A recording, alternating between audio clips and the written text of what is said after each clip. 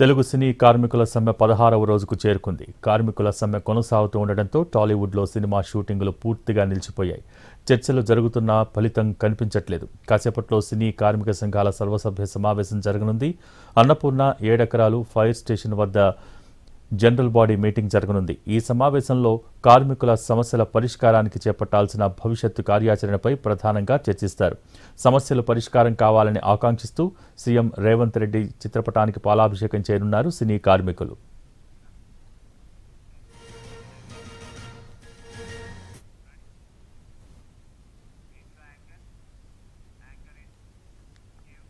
తెలుగు సినీ కార్మికుల సమ్మె 16వ రోజుకు చేరుకుంది. కార్మికుల సమ్మె కొనసాగుతూ ఉండడంతో టాలీవుడ్లో సినిమా షూటింగ్లు పూర్తిగా నిలిచిపోయాయి. చర్చలు జరుగుతున్నా ఫలితం కనిపించట్లేదు. కాసేపట్లో సినీ కార్మిక సంఘాల సర్వసభ్య సమావేశం జరగనుంది. దీనికి సంబంధించి పూర్తి సమాచారం మా ప్రతినిధి ఫణి లైవ్ ద్వారా అందించేందుకు సిద్ధంగా ఉన్నారు. Phani, over to you.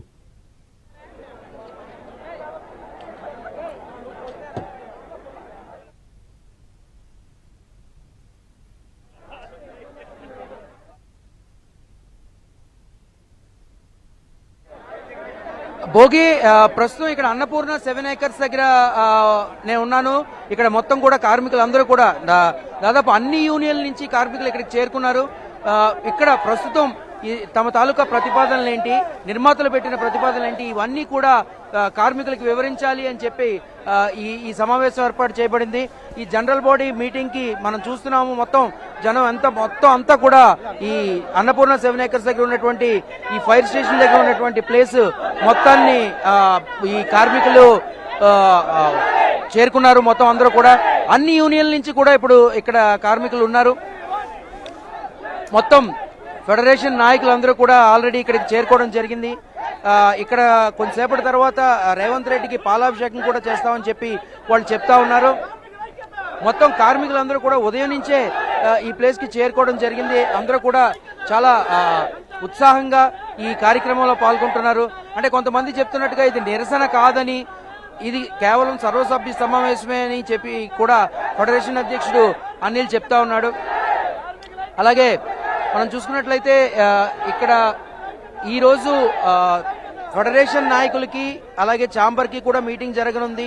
అలాగే ఫెడరేషన్ నుంచి ఒక 5 మందిని, అలాగే నిర్మాతల దగ్గర నుంచి ఒక 5 మందిని కూడా మళ్ళీ చిరంజీవి తన ఇంటికి పిలిపించి మాట్లాడతారని కూడా తెలుస్తా ఉంది.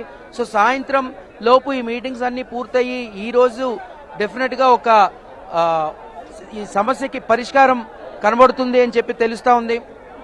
మొత్తమే చూసుకున్నట్లయితే ఈ ఏరియా అంతటికీ కూడా కార్మికులు ఒకరిగా మొత్తం చేరుకున్నారు. ఉదయం 8 గంటల నుంచే కూడా ఇక్కడ కార్మికులందరూ చేరుకోవడం జరిగింది.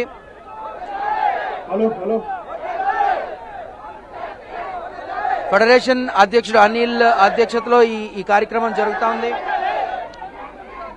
మొత్తం జూనియర్ ఆర్టిస్ట్ అసోసియేషన్ గానీ, ఫైటర్స్ అసోసియేషన్ గానీ మొత్తం అందరూ కూడా ఈ కార్యక్రమానికి హాజరవడం జరిగింది.